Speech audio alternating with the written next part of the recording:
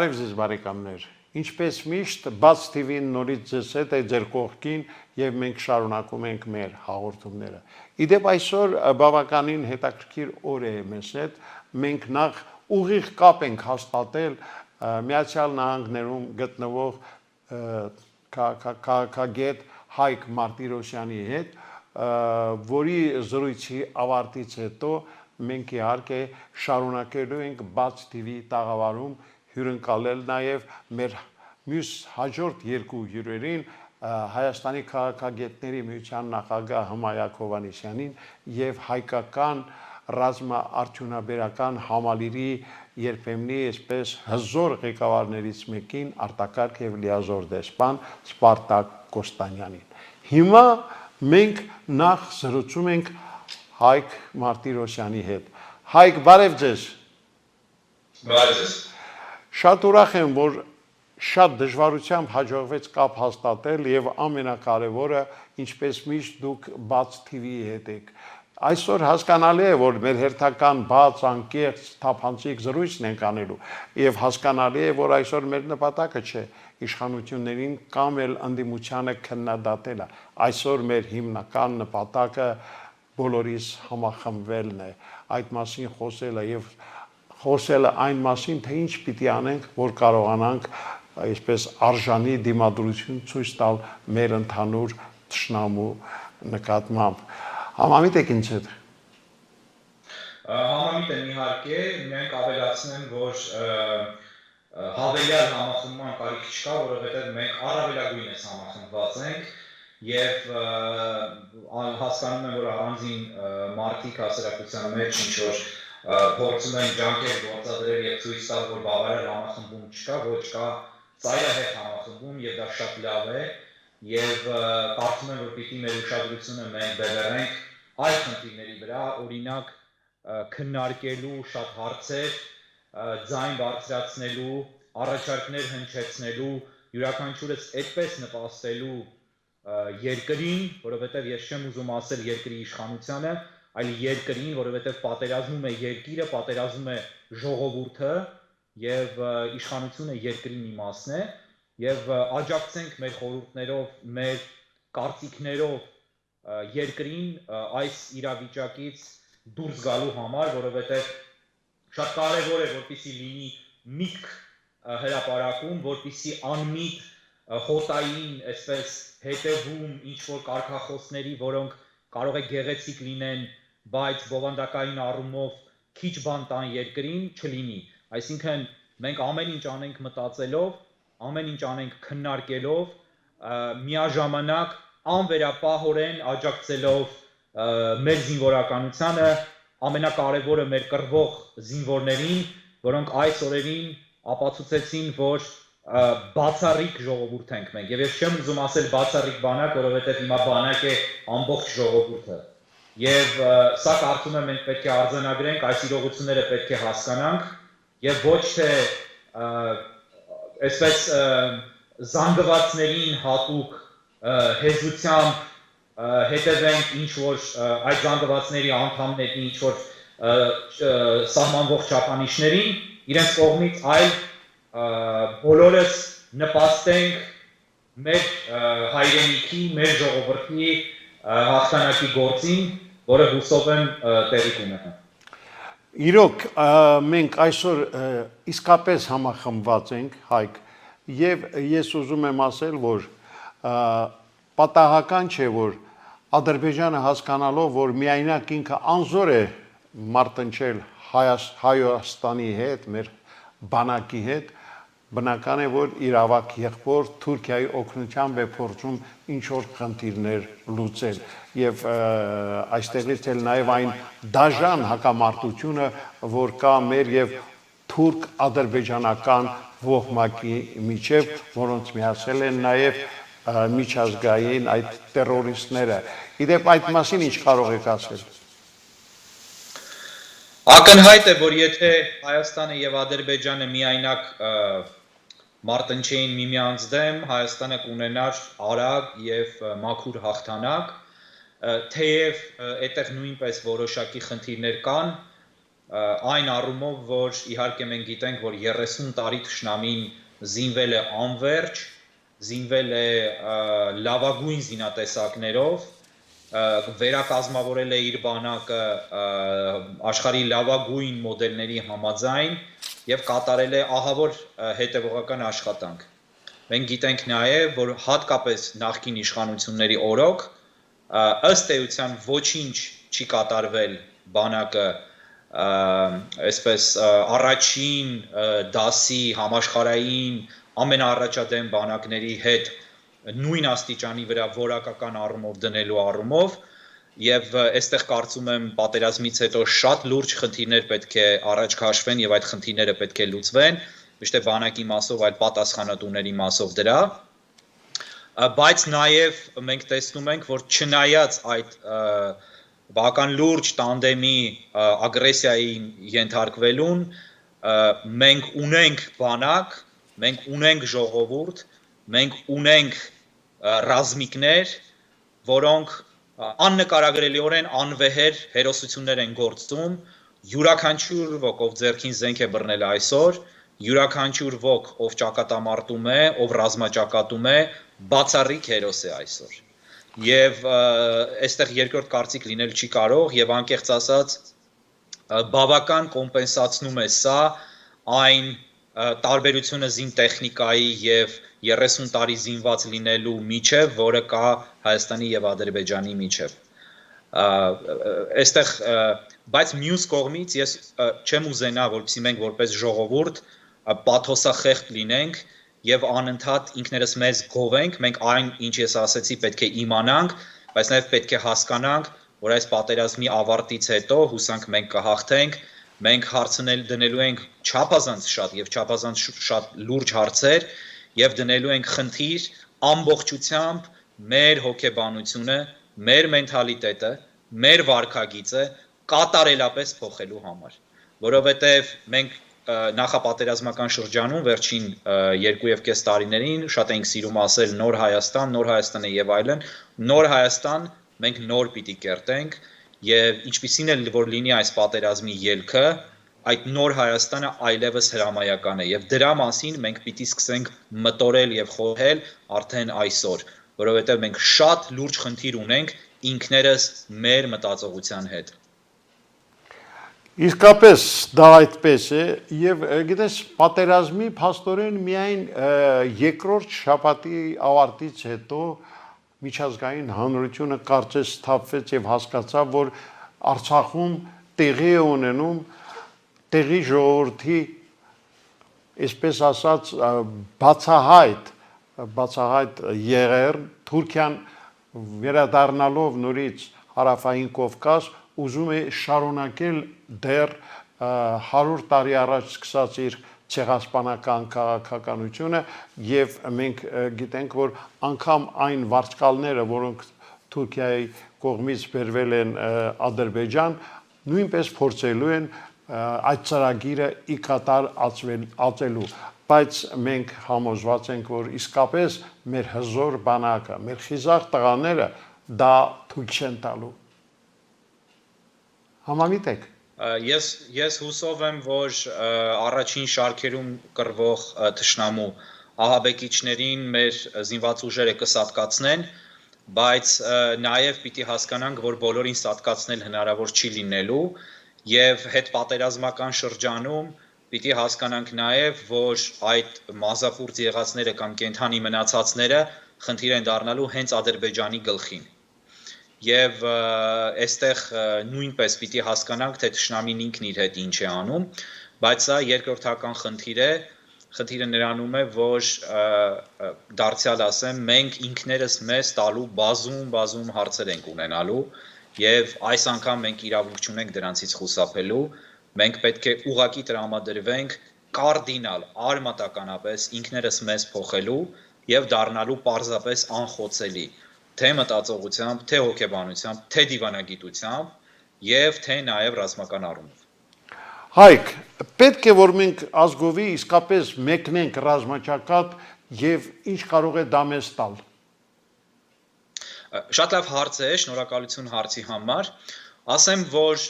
ազգովի ռազմաճակատ մեկնելը մի փոքր այսպես տարընթերցումով կարելի է ընկալել, որովհետև մենք ազգովի ռազմաճակատում ենք։ Օրինակ Սփյուռքի այն անդամները, ովքեր Սփյուռքում են, ովքեր ես ինքս ունեմ ընկերներ, որոնք տասնյակ հազարավոր դոլարների կամ 100 հազարավոր դոլարների նվիրատվություններ են արել Հայաստան համահայկական հիմնադրամին, տասնյակ հազարավոր կամ 100 հազարավոր դոլարների ապրանքներ են գնել եւ ուղարկել, եւ շատ հարազատ մարդիկ ունեմ Միացյալ Նահանգներում, որոնք պարզապես իրենց կարողության համաձայն ահռելի միջոցներ են տրամադրել։ Եվ այդ մարդիկ նույնպես ռազմաճակատում են, այդ մարդիկ նույնպես մասնակցում են պատերազմին։ Եվ ես անկեղծ ասած չեմ կարծում, որ բանակին հաց մատակարարող հացթուխը պետք է թողնի փուրը հացի եւ գնա ռազմաճակատ, որովհետեւ այդտեղ ռազմաճակատը կտուժի։ Այսինքն օգտակար գործողության գործակիցը առանձին մասնագիտությունների շատ ավելի բարձր է տեղում եւ ռազմավարական նշանակություն ունի, քան կոնկրետ խրամատ, որտեղ կարող է մի քանի թշնամի սպանել կամ մի քանի տանկ խոցել, բայց բոլոր նրանք, ովքեր գտնում են, որ իրենց տեղը ռազմաճակատում է, բոլոր նրանք, ովքեր սիրում են Հայաստանը եւ ուզում են պաշտպանել Հայաստանը, պետք է գնան։ Մյուս կողմից մի շատ կարեւոր բան ասեմ նույնպես, որ այստեղ խնդիր է առաջանում նրա, որ մենք կորցնում ենք մեր երիտասարդ սերունդը եւ հատկապես այդ սերունդի սերուցքը։ Եվ այս առումով կարծում եմ պետք է մի շատ կարեւոր բան ներդրվի կիրառության մեջ, դա ընդունված բան է ամենատարբեր երկրներում կա, զինծառայողներին կամ զինվորական ծառայությունից առաջ կամ ճակատ ուղարկելուց առաջ վերցնում են սերմի օրինակ եւ սերմի բանկում են պահում, որպիսի հետագայում մարդիկ կարողանան, եթե զոհվում են, կարողանան շարունակություն ունենալ։ Սա մի տեսակ այսպես թաբու թեմա է Հայաստանում կամ շատերը ուղղակի անհարմար են գտնում դրա մասին խոսել, բայց սա շատ լուրջ խնդիր է, մենք այստեղ կարծում եմ գործ ունենք անելու։ Մյուս կողմից ուզում եմ ասել, որ պատերազմից հետո լինելու է Հայաստան, լինելու է նոր Հայաստան, որտեղ ահռելի գործ է լինելու անհրաժեշտ անել, որը մենք տեսնում ենք, որ մեր քաղաքները ավերում է թշնամին, անընդհատ ռմբակոծում եւ հրետակոծում է եւ ամեն ինչ վերականգնելու, այդ թվում եւ մեր կյանքը վերականգնելու կարիք է լինելու, որտեղ չափազանց կարեւոր դեր է խաղալու հասարակության սերուցքը, մտավորականությունը։ Մենք առանց այդ էլ որակյալ մտավորականության լուրջ պակաս ունենք։ Մենք ավանդաբար վերջին 30 տարիներին ունեցել ենք քծնող, անդեմ, շատ հրապարակային, անընդհատ էկրան ունեցող, անընդհատ լսարան ունեցող, այսպես կոչված մտավորականություն, որը իր հիմնական ֆունկցիային հասարակությանը ծառայել եւ հասարակության շահերը ներկայացնել, դավաճանած է եղել։ Հիմա մենք տեսնում ենք, որ լավագույնները նույնպես գնում են ռազմաճակատ, շատ լավ են անում, բայց նաեւ մյուս կողմից պետք է մտածենք ինչպես եւ ովքեր են մեր ժողովրդին հաղորդելու նոր ավյուն, մեր ժողովրդին հաղորդելու նոր դիմադրողականություն, հաղորդելու վերահառնելու կարողություն եւ պոտենցիալ։ Եվ այս առումով, օրինակ, եթե մեկը բացառիկ գիտնական է կամ բացառիկ ազգային գաղափարների կրող է կամ բացառիկ արվեստագետ է, ես կարծում եմ այստեղ իհարկե յուրաքանչյուրի խնդիրն է, խոսքը կամավորների մասին է իհարկե, ժամկետայինները բոլորը պետք է գնան, այդպես է օրենքը։ Ես կարծում եմ այստեղ հասարակությունը խնդիր ունի մտածելու, թե որտեղ է ուզում տեսնել կոնկրետ այդ մարդուն, բայց իհարկե այդպիսի մարդիկ քիչ են, ես չեմ կարծում, թե այդպես մեծ թվերի մասին է խոսքը, բայց այո, մենք եւ ասեմ ուրիշ բան, երբ պահը գա եւ հուսով եմ, որ դա չի գա, բայց եթե այդպիսի պահ գա, որ մենք հասկանանք, որ սա վերածվում է ուղղակի Հայաստանի լինել, չլինելու անմիջական խնդրի, որովհետև այսպես թե այնպես պատերազմը, այս պատերազմը դրա մասին է, բայց եթե տեսնենք, որ վիճակը դառնում է ինչ որ մի պահի, կրկնեմ, հուսով եմ, որ դա երբեք չի լինի, ծայրահեղ օրհասական, ապա այդտեղ արդեն մտավորականներ, ոչ մտավորականներ, հացթուխ, ոչ հացթուխ, այդպիսի խնդիր չի լինելու։ Բոլորս գնալու ենք ռազմաճակատ։ Այսինքն, սա նույնպես պետք է հասկանանք։ Ուզում եմ իմ ասացի ամբողջ իմաստը նա է, որ մենք նաև պետք է ոչ միայն այսօրով նայենք, որովհետև պատերազմը այսօր կամ վաղը չի ավարտվելու, եթե անգամ ռազմական գործողությունները ավարտվեն։ Մեզ Աստված տվել է մի թշնամի, որը մեզ հետ է լինելու դարեր, եթե իհարկե մենք չկարողանանք կազմաքանդել իրենց երկրները ներսից։ Եվ քանի իրենք կան, քանի մենք կանք, իրենք փորձելու են մեզ ոչնչացնել։ Եվ մենք պետք է այդ մտայնությամբ տրամադրվենք եւ դրա համար մենք լինելու ենք հարատև պատերազմի մեջ, որի համար մեզ պետք են լինելու հարատև ռեսուրսներ։ Եվ այս առումով շատ կարևոր է, որպեսզի յուրաքանչյուրը կատարի իր դերը։ Ես կարծում եմ, որ կրկնեմ, այսօր մենք բոլորս յուրաքանչյուրը իր մասով ռազմաճակատում է եւ կրկնեմ, որ եթե Աստված չանի, պահը դառնա իրականում ծայրահեղ օրհասական, կրկնեմ, հուսով եմ դա չի լինի,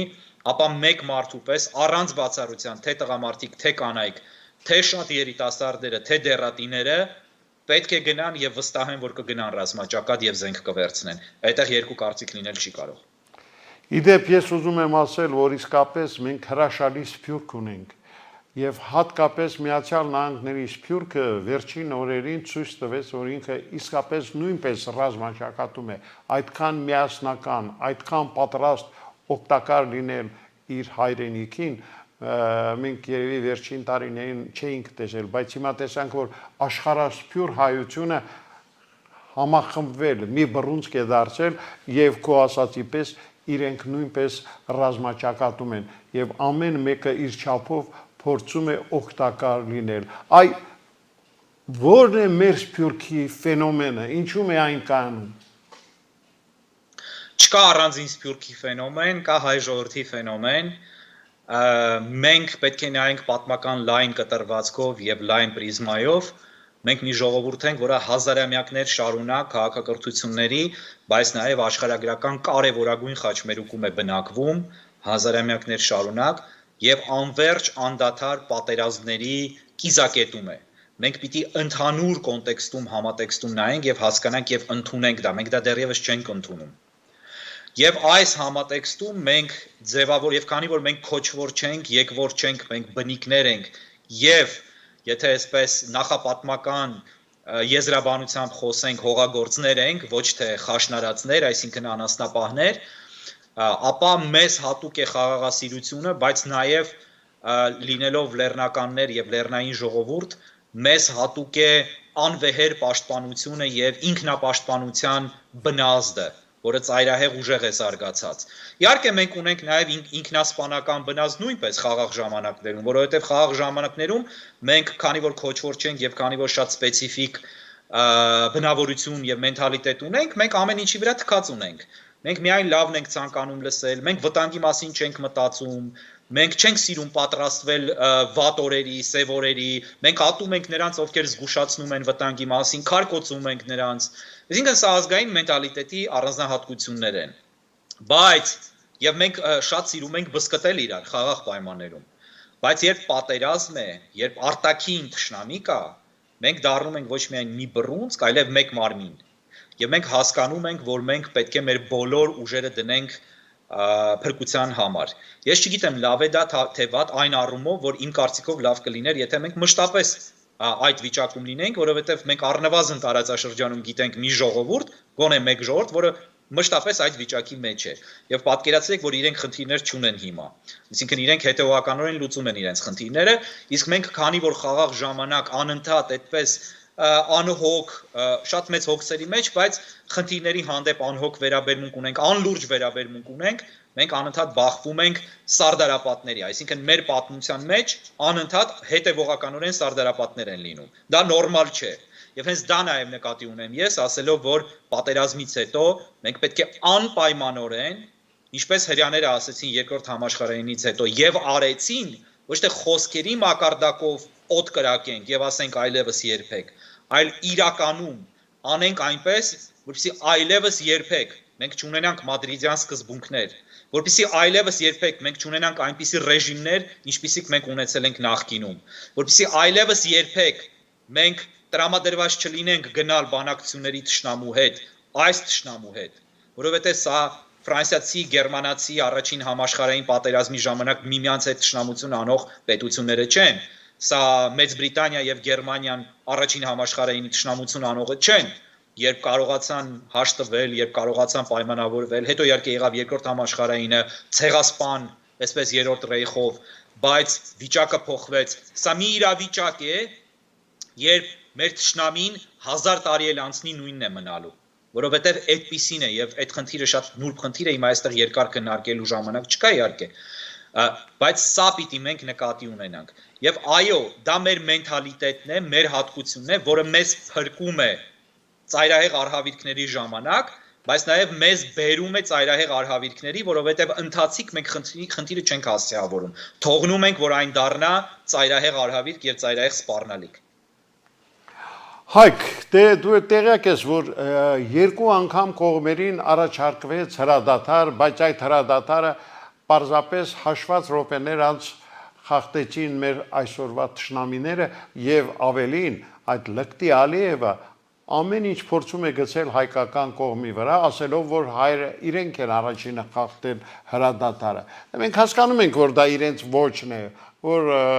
Ալիևը իր ժողովրդի տիպիկ ներկայացուցիչն է, որից ամեն տեսակի ստորություն կարելի է սպասել։ Բայց այնուամենայնիվ հրադադարը գալու է։ Եվ հիմա տեսեք, շուտով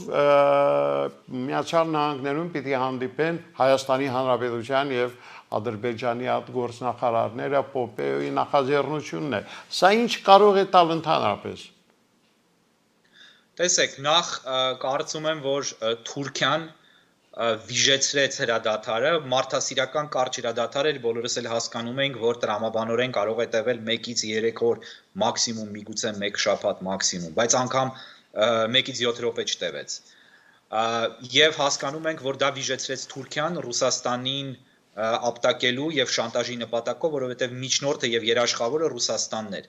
Եվ ինչպես անգլերենով են ասում, որը ռուսերենում էլ կա այդ համարժեք բառը, պրեստիժի խնդիր էր Ռուսաստանի, եւ հասկանալի է, որ Թուրքիան դա արեց զուտ քաղաքական նկատառումներով, որպեսզի Ռուսաստանին ցույց տա, որ ինքն է վերահսկում իրավիճակը եւ առավել մեծ խաղակարտեր ստանա Ռուսաստանի հետ իր ներքին, այսպես, գործերի մեջ։ Ինչ վերաբերում է Պոմպեոյի միջնորդությամբ կազմակերպվելիք հանդիպմանը, ապա դա իհարկե Միացյալ Նահանգների պրեստիժի խնդիրն է եւ այս պարագայում, եթե վերլուծենք սուտ քաղաքագիտական առումով, Միացյալ Նահանգները փորձում է ցույց տալ, որ ինքը կարող է անել մի բան, որը Ռուսաստանը չի կարող անել։ Ընդ որում այսօր Սպիտակ տանը կա մի վարչակազմ, որը անչափ կարևորում է եւ սիրում է ցույց տալ, որ ինքը միջազգային հարաբերություններում կարող է ամենատարբեր կողմերի ստիպել եւ միջնորդ հանդիսանալ խաղաղություն հաստատելու կամ խաղաղության նման ինչ որ տարեր process-ի մեջ մտցնելու գործում։ Դա այս վարչակազմի կոնկրետ մոտեցումն է եւ մենք դա տեսել ենք մի քանի առիթներով, հատկապես վերջին ամիսներին արաբա-իսրայելական հարաբերությունների հաստատման համատեքստում, երբ Իսրայելը եւ Սաուդյան Արաբիան, Իսրայելը եւ Միացյալ Էմիրությունները, Իսրայելը եւ Բահրեյնը իրականում գաղտնի բանակցություններ էին տանում եւ պլանավորում մերձեցվում, բայց Սպիտակ տունը ցանկացավ նույնպես մաս ունենալ դրանում եւ ամերիկյան հասարակությանը ցույց տվեց, որ իբրև թե նախաձեռնությունը իրենից է գալիս եւ ինքը արեց։ Սա այս վարչակազմի քաղաքական գծին շատ բնորոշ բան է։ Եվ ես անկեղծ ասած հրադադարներին կարևորություն չեմ տալիս, ինձ համար հայ-ադրբեջանական հրադադարը միայն մի կարևորություն ունի անձամբ ինձ համար, դա հայ զոհված նահատակների դիակները հետ բերելն է եւ գերիների հնարավոր փոխանակությունը, որպեսզի մեր գերիները վերադառնան մեզ մոտ, միայն դրանում է կարևորությունը։ Ես գիտեմ, որ որևէ հրադադար երկար չի տևելու, ես գիտեմ, որ ադրբեջանցիների եւ թուրքերի հետ որևէ պայմանավորվածություն երբևէ չի պահվելու, ես գիտեմ, որ որևէ համաձայնություն, որևէ բան, որը հակասում է իրենց երազանքին ոչնչացնել Հայաստանը, չի լինելու, եթե Հայաստանը չհաղթի։ Այսինքն դա նշանակում է, որ մենք, որպես հայ ժողովուրդ, չունենք այլ ընտրանք, քան հաղթելը։ Եվ իմ համոզմունքն է, որ մենք չպետք է երբևէ բանակցենք, մենք չպետք է երբևէ լուրջ վերաբերվենք որևէ հրադադարի, անգամ զինադադարի, գիտենք որ դրանք տարբեր բաներ են, եւ հատկապես որևէ փաստաթղթային պայմանավորվածության կամ որևէ բանակցության, որը կարող է լինել կամ հուսամ չի լինի Ադրբեջանի կամ Թուրքիայի հետ։ Դրանք այն կողմերը չեն, որոնք երբևէ հարգում են իրենց պայմանագրերը, եւ եթե մենք որոշակի պարզագույն իմաստություն ունենք, ապա մենք կվերցնենք քարտեզը եւ կնայենք եւ կտեսնենք, որ մեծ Թուրանի ճանապարհին, որը այսօր թուրքական եւ ադրբեջանական երազանք է, կանգնած է միայն եւ միայն Հայաստանը այս պահին։ Եվ դրանից հետո իհարկե կանգնած է Ռուսաստանը, բայց ամենաառաջնային խնդիրը Հայաստանն է։ Եվ իրենց երազանքն ու նպատակն է ոչ թե Արցախը վերցնել, Հայաստանի մի մասը, ոչ թե անգամ Զանգեզուրով միավորվել, այլ իրենց երազանքն է մեզ ամբողջությամբ ոչնչացնել, տիրանալ Հայաստանին եւ դարձնել մեկ միասնական Թուրան։ Եվ ըստ էության թուրքական երազանք կա տարբեր փուլերով, առաջին փուլով Ադրբեջանի հետ մեկ միասնական պետության ստեղծումն է։ Թե ինչպիսի դիվանագիտական կամ քաղաքական ձև դա կընդունի, դա այլ խնդիր է։ Հիմա մենք կանգնած ենք այդ ճանապարհին, իրենց ճանապարհին եւ խանգարում ենք իրենց կառուցել այդ ճանապարհը։ Եվ ասեն, որ մենք պետք է մշտապես խանգարենք եւ պետք է ճանապարհը քանդվի եւ մենք պետք է մնանք եւ մենք պետք է ընդհակառակը ընդլայնվենք։ Մենք պետք է դա անենք։ Կկարողանանք թե չէ, այլ խնդիր է, հուսով եմ կկարողանանք։ Եվ պետք է մենք փոխենք նաեւ մեր գլոբալ մտածողությունը պատմական առումով, որովհետև ես գիտեմ, որ հասարակության մեջ կան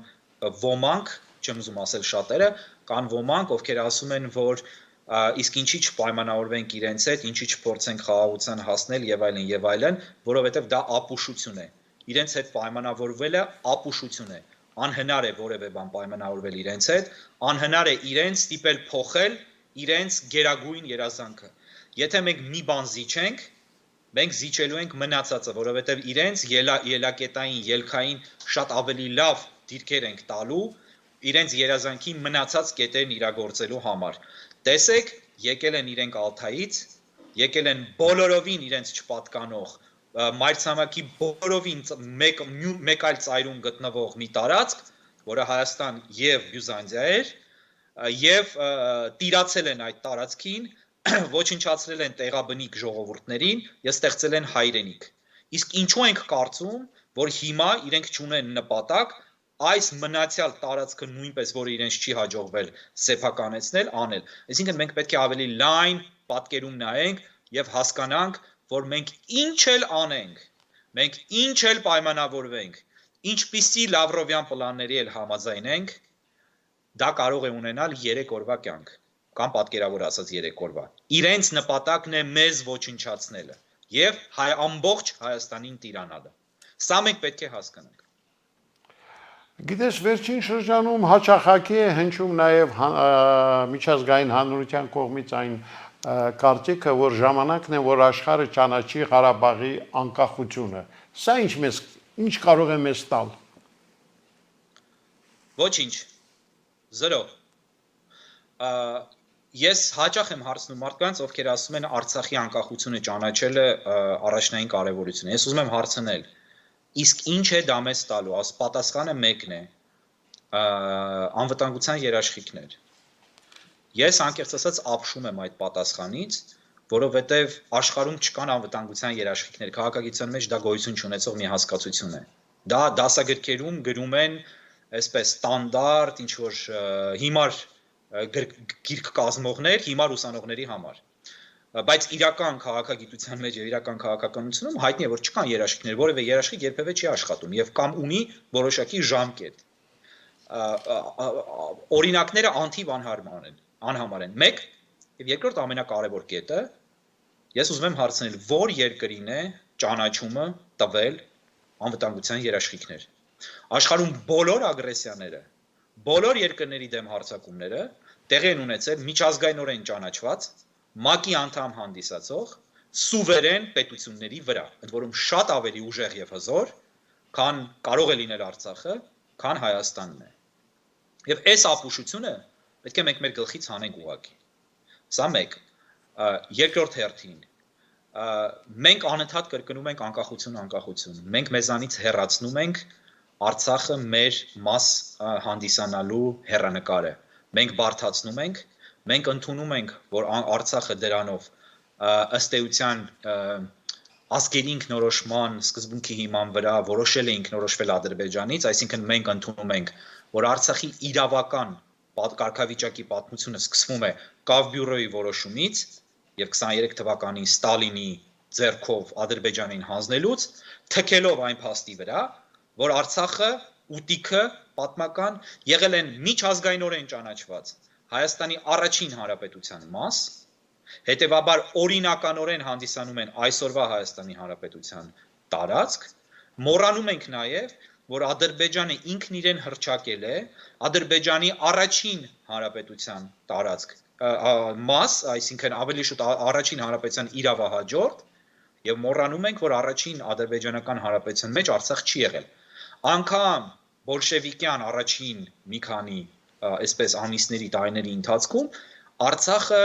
Ադրբեջանի կողմից, խորհրդային Ադրբեջանի կողմից ճանաչվել է որպես խորհրդային Հայաստանի մաս։ Հիմա ունենալով այսպիսի լուրջ ազգերի լիգայի որոշում, Վուդրո Վիլսոնի իրավարար վճիռ, առաջին հանրապետության մաս, մենք Լևոն Տեր-Պետրոսյանի ջանքերով եւ գաղափարախոսությամբ թքել ենք այդ հանգամանքի վրա եւ մինչեւ հիմա մեզ թույլաtsնում ենք այն աստիճան, որ Բայդենը հայտարարում է, որ հայամետ հայտարարություն է անում եւ ասում է, որ պետք է Ադրբեջանը դադարեցնի իր հարձակումը եւ այլն, լիովին հայամետ հայտարարություն, բայց մյուս կողմից ասում է այն, ինչ մենք ինքներս ըստ էության քաջալերել ենք ուղղակիորեն կամ անուղղակիորեն, որ 7 շրջանների այսպես կոչված օկուպացիան եւ ինքը օգտագործում է այդ բառը, չի կարող շարունակվել, հայերը պետք է դա հասկանան։ Ինչու, որովհետեւ մենք ինքներս ընդունել ենք հանիրավի, այսինքն ապօրինաբար ինքներս ընդունել ենք, որ դա մեր տարածքը չէ, 7 շրջանների մասին է։ Այստեղ մենք պիտի հասկանանք, թե մենք ինչ ենք անում Արցախի անկախության ճանաչմամբ։ Արցախի անկախության ճանաչմամբ այդ տարածքների վրա մենք չենք կարող ճանաչել անկախություն, որովհետև դրանք մենք այնպես ենք արել, որ 30 տարի, որ միջազգային հանրությունը ճանաչում է որպես Ադրբեջանի տարածք։ Մեկ, երկրորդ հերթին, ինչպես են ինքնորոշվելու այդ տարածքում, եթե հայեր այդտեղ խորհրդային շրջանում հայերից մաքրված է եղել հատուկ, եւ երրորդ հանգամանքը այն է, որ ով է ճանաչելու Արցախի անկախությունը։ Թուրքիայի պես հզոր պետությունը անեքսիայի է ենթարկել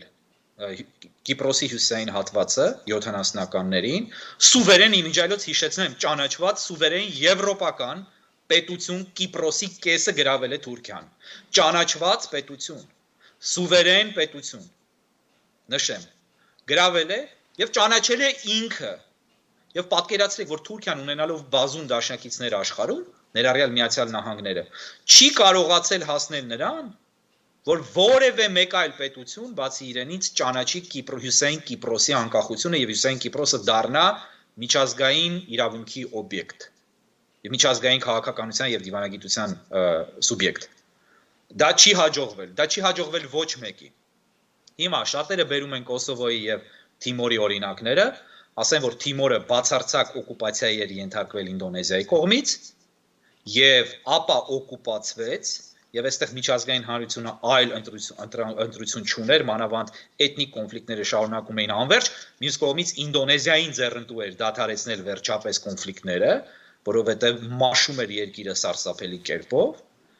իսկ ինչ վերաբերում է Կոսովոյին, շատ պարզ իրականություն կա։ Կոսովոյի անկախության եւ մասնակի ճանաչման խնդիրը առաջ է քաշել Միացյալ Նահանգները եւ Թուրքիան։ Միացյալ Նահանգների եւ Թուրքիայի նախաձեռնությունն էր ստեղծել Կոսովո, որովհետեւ իրենք համարում էին, որ դա բխում է իրենց անմիջական շահերից ի հակառակ Ռուսաստանի։ Մենք պիտի այս ամենը հասկանանք եւ հիմարություններ դուրս չտանք Կոսովոյի մասով, Արևելյան Թիմորի մասով եւ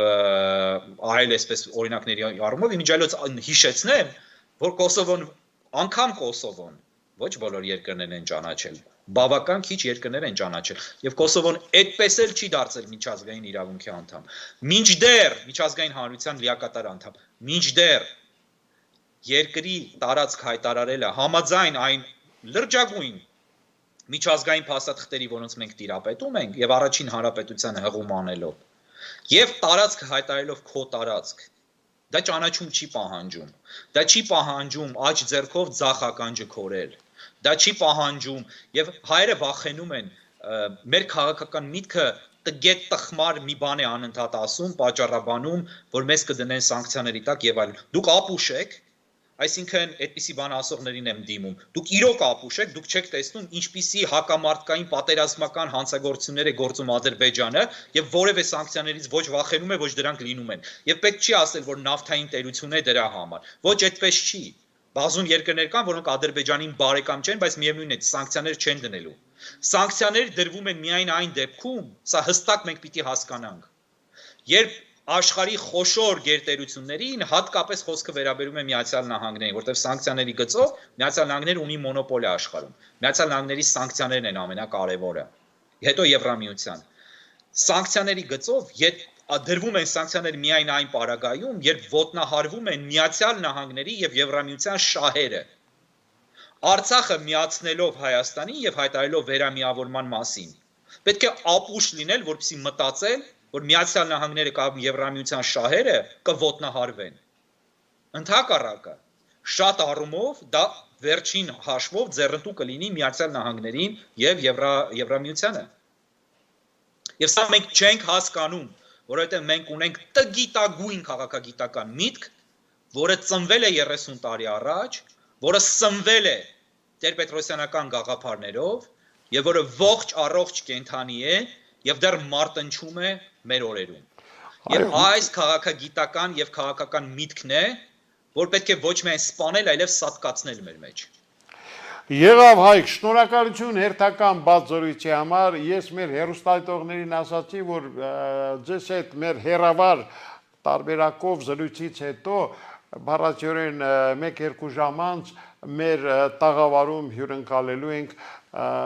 Հայաստանի քաղաքագետների միության նախագահ Հմայակ Հովհաննիսյանին եւ իսկապես մեր ռազմա արդյունաբերական համալիրի դեռ խորհրդային տարիների լավագույն ղեկավարներից մեկին Հայաստանի Հանրապետության արտակարգ եւ լիազոր դեսպան Սպարտակ Կոստանյանին, այնպես որ դուք էլ Հայկ դիտեք այդ հաղորդումը, մեր հեռուստադիտողներին կոչ եմ անում հետևել մեր ծրագրերին, որովհետեւ բաց TV-ն միշտ ձեզ հետ է։ Շնորհակալություն Հայկ։ Շնորհակալ եմ։ Սիրելի բարեկամներ, մենք հեռավար տարբերակով զրուցում էինք Միացյալ Նահանգներում գտնվող